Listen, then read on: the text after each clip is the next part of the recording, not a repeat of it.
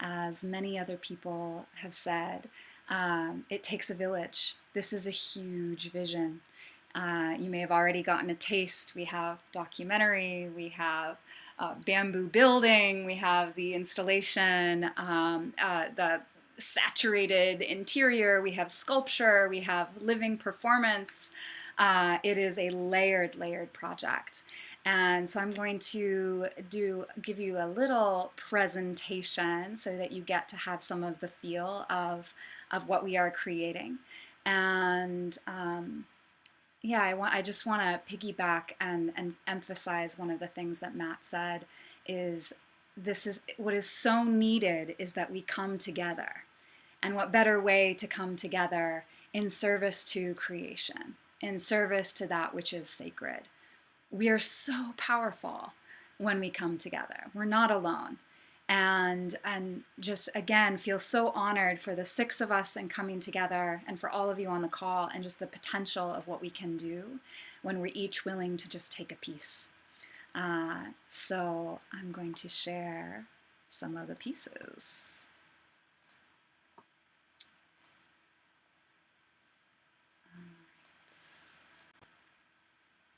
All right, can everyone see our temple?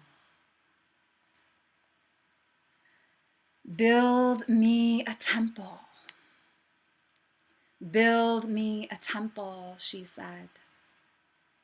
And we have all been called, whether that temple is within or without. Build me a temple. Excuse me. This temple is a piece of multidisciplinary work. It is a living temple saturated in an immersive environment that draws together architecture, installation art, sculpture, weaving, interactive ritual theater, and film. Our purpose is to awaken the living goddess through interdisciplinary art and ritualistic performance. She is ready to be known. She is ready to be brought into the world. And we're using art as a portal to do that.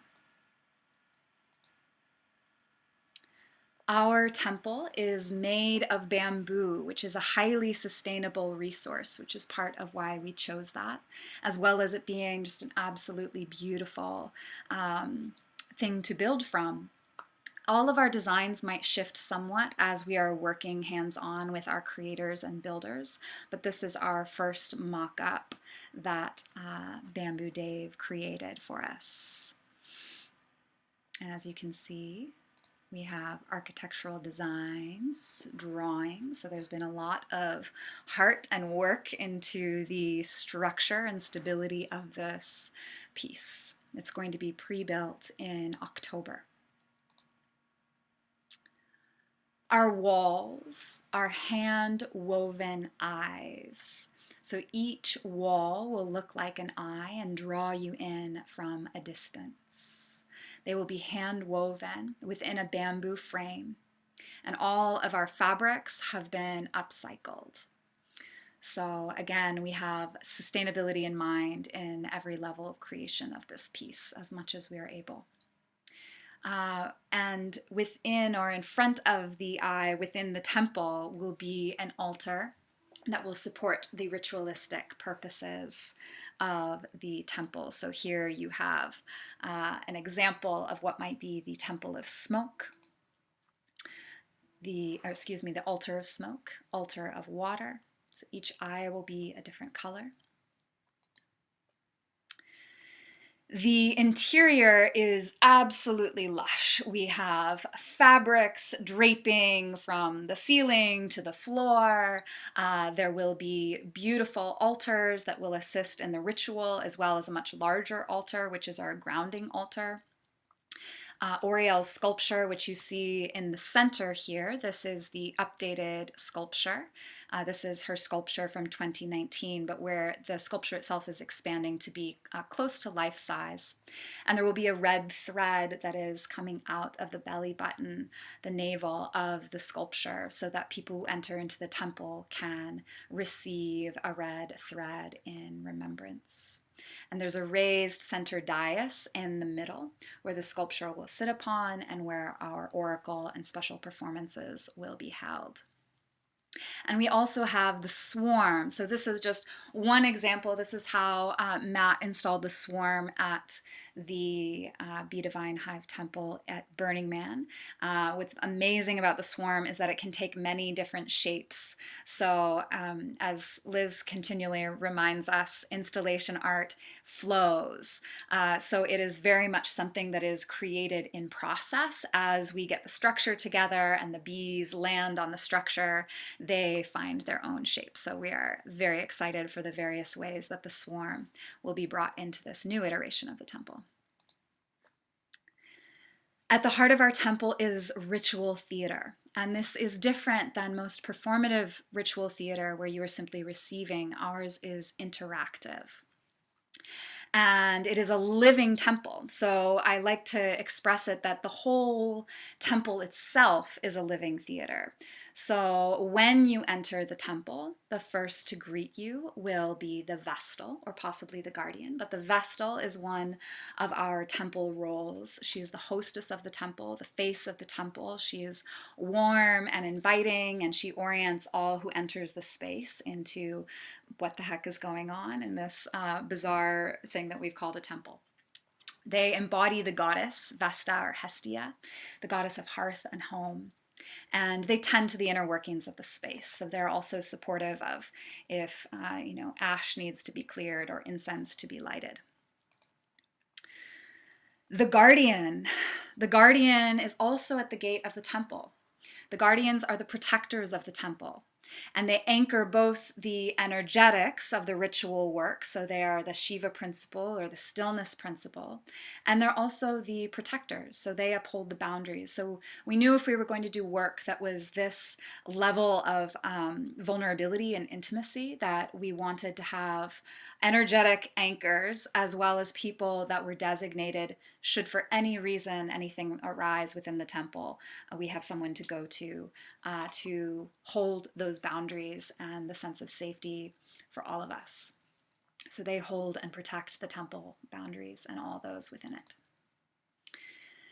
And then we have our priestesses. The priestesses of the temple lead and offer ceremony, ritual, and blessing.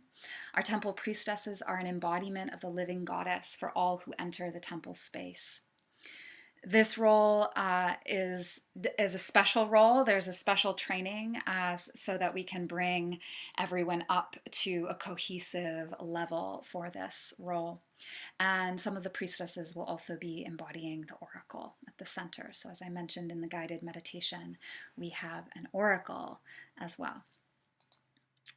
And there are also other ceremonialists. So in 2019, we also had other people that brought in their own offerings or special performances, an anointing practice or storytelling. And we're also inviting in drummers as well to the space. One of the core offerings within the temple is the blessing of remembrance. So as you enter into the temple, there's the blessing of water in which the sacred stranger will be washed. There's the blessing of smoke in which the sacred stranger will be smoked with sacred herbs. There's the blessing of song in which the sacred stranger will be sung to. And then there's the blessing of the divine, which is an anointing. We want to give people a visceral experience that they are divine beings. And so our priestesses embody the goddess, but we see the divine within everyone who enters into the space. And the other piece of ritual theater that is held is the living goddess. So these are the more performative elements of bringing forward an intensity of goddess and representing her in the space. This temple is going to be incarnated, as you'll see in the next slide, at many different locations. The ritual itself will intensify at each location until at its final location we will enact a ritual called the Earth Speaks, hoping to get many, many people to participate in that final ritual. As I mentioned, the temple is going on a pilgrimage.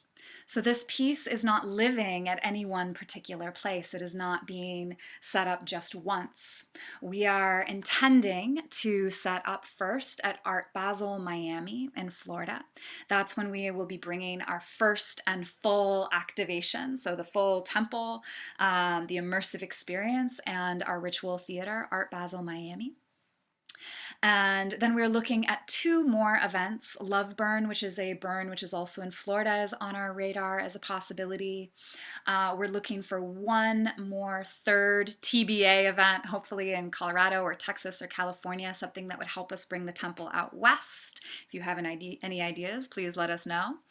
And we will be ending at Burning Man 2023, where we intend, again, as I said, the ritual will be intensifying at each incarnation. So at Burning Man 2023, we will enact the Earth Speaks ritual, and we will burn our temple, and we will dance the dance of resurrection covered in its ashes.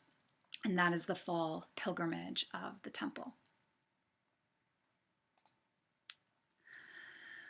So how can you help? This call is all about the expansion of our team, all about the expansion of the Hive, and no role is too big or too small. At the smallest, it's just spread the word. Allow this to ignite something in you. Share the vision. If you have an idea of a location or a connection at a location that it could be brought, connect us. The next level up is join us. Join the team. And I'll be emailing out a volunteer form that has details of all of the various roles that you can be involved in. There are long distance roles. There are roles at every site that we will be installing. You can go to 1 city. You can go to all 4 cities. So there's many ways to be involved. Funding and fundraising is, of course, a huge piece. In fact, our GoFundMe campaign went live today, and we'll be sending that out as well. We are drawing in significant funding. We estimate approximately $25,000 per city, and that also spreads the cost of the temple itself and bringing all of our people. Come to trainings, come to our events, help us spread this energy, help us with the activation of this vision. So just briefly, I'll review some of the ways that you can be involved are the ritual theater roles, guardian, vestal, priestess, drummer. We need costumes, we need robes for our priestesses, we need ceremonial support. And we ask that anyone who is involved in the ritual theater also choose a role that is also part of the build and installation. So we're calling in, I think we almost have our build team entirely for the bamboo team, but if you do have bamboo experience or know someone who might like to join, we're always open to more there. We do need some special carpenters for a throne, a dais, and other small pieces within the temple. We need weavers to support the weaving of the eyes. Lighting design is a big need. If anybody knows a lighting designer who would love to be a part of a temple, please connect us. That's one of the big pieces. Sound, power, transportation, and of course, leave no trace. We are a sustainable temple in as many ways as we can be, and so that is important to us. Many long distance roles, as I mentioned, fundraising. We're looking at big and small ways of fundraising. So GoFundMe is open source and crowdsourced, but we're also looking to call in key investors who are really interested in bringing forward a temple to the sacred feminine. We need help with organization and logistics, PR and communication to help put us on the map, get us in as many rooms, on as many, do people read newspapers anymore? But definitely we want to spread the word as we're entering into each city. Location, again, we're looking for a few other locations, at least one other location to bring the temple. Hoping something out west, Okeechobee or South by Southwest would be amazing, or another museum that would like to bring an interactive piece like this. And then there's online support, promotional materials, sound design, etc. And then we have a few special roles. So, as we've mentioned, we are filming a documentary to track this entire experience. So, if there's anybody who would like to be involved with documentary support, we're calling in that. We welcome photographers. We do have a need for special carpentry and muralists as well. We have some beautiful painting opportunities as we develop the temple. Build me a temple, she said.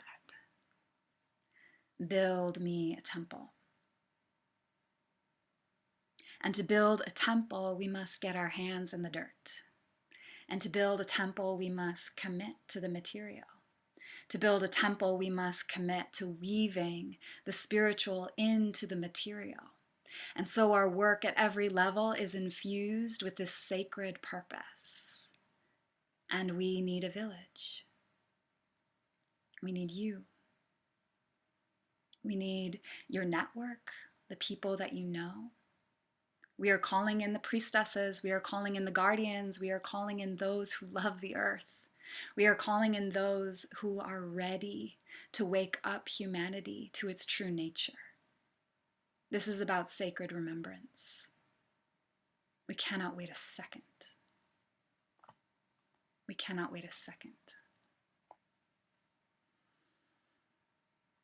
So we are inviting you to join the hive. We are inviting you to say yes in whatever capacity you are ready to say yes. Because now is the time for life to be protected. For now is the time for the sacred to be brought forth. For now is the time for the remembrance of the sacred feminine, not as something that is abstract and in the shadows, but something that is front and center of the world, through the world, for the world. Yes. We want that. We yearn for it. And she is coming. So this is how she is coming through us. And we hope through you too.